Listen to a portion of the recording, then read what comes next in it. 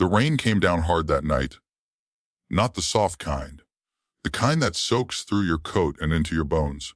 She stood on the sidewalk, gripping a single suitcase with both hands.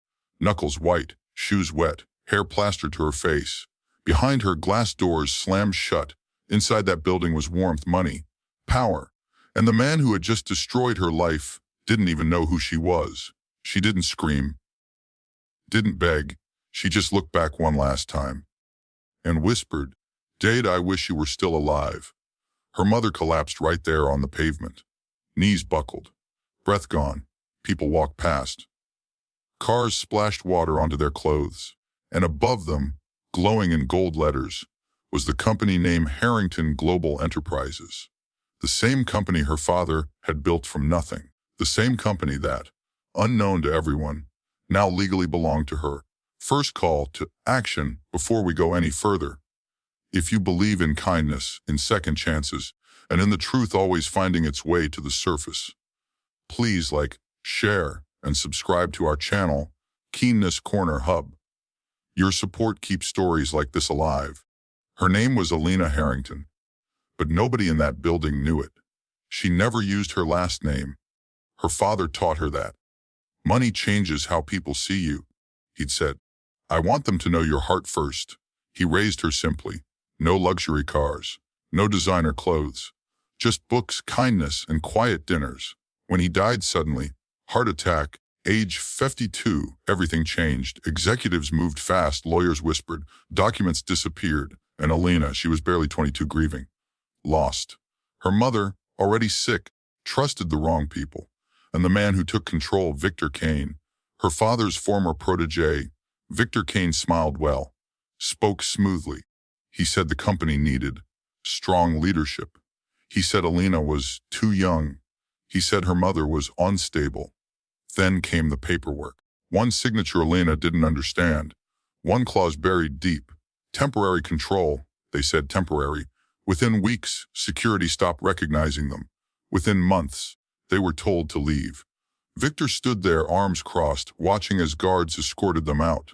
Alina, he said coldly, your father is gone. So is your privilege. He didn't see the fire in her eyes. He only saw a girl with no power. That night, Alina sat on the floor of a tiny rented room. Her mother slept beside her, coughing softly. Bills spread across the floor. Late notices, hospital forms. Alina pressed her fist to her face, and for the first time in her life, she broke. Not loud, not dramatic. Just silent tears soaking into her sleeves. I don't know how to do this, Dad, she whispered. That's when her phone vibrated. One unread email, from an address she didn't recognize. Subject: final will and testament.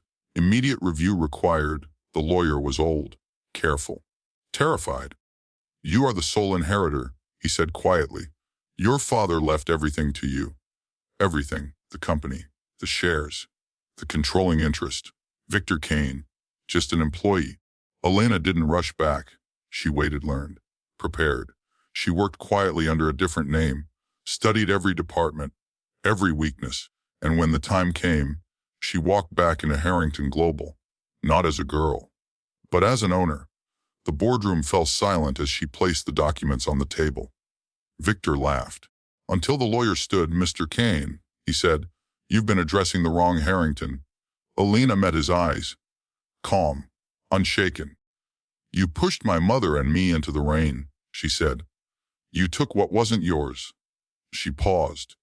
But my father taught me mercy and justice. Victor was removed that day, not in handcuffs, in humiliation. Alina didn't rebuild with anger. She rebuilt with purpose. Employee-first policies, healthcare funds, education grants, and a small plaque in the lobby. Power doesn't reveal who you are. It amplifies it. Her mother recovered. They moved into a modest home, not a mansion. Because wealth, Alina learned, was never about what you owned.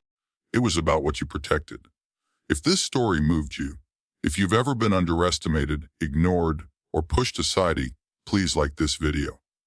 Subscribe to Keenness Corner Hub and share your story in the comments. Because sometimes the quietest person in the room is the one who owns the building.